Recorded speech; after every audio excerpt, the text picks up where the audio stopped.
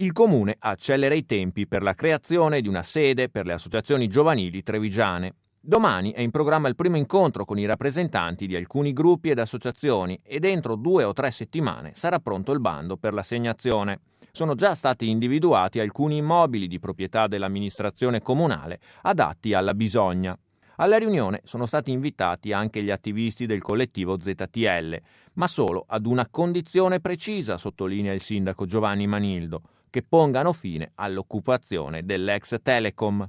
No, allora domani cominceremo questo percorso, questa progettualità per andare avanti rispetto al progetto di uno spazio aperto. Avevamo lanciato anche in campagna elettorale l'idea di una fondazione spazio aperto.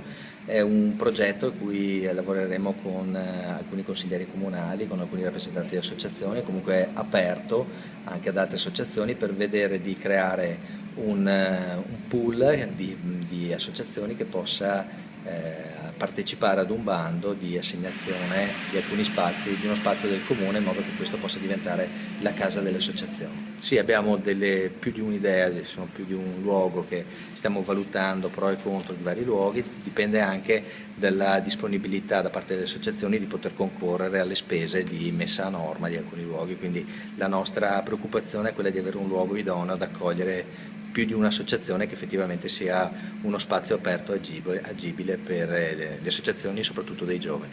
I ragazzi di ZTL rimarcano di essere pronti a costituirsi in associazione come richiesto, ma ribadiscono anche di voler rimanere negli stabili di Via Dandolo almeno fino a domenica. Dalla prefettura, però, dopo il vertice con enti locali e forze dell'ordine, spiegano che pur continuando a cercare una soluzione pacifica, la situazione di illegalità non sarà tollerata a lungo e lo sgombero è dunque inevitabile.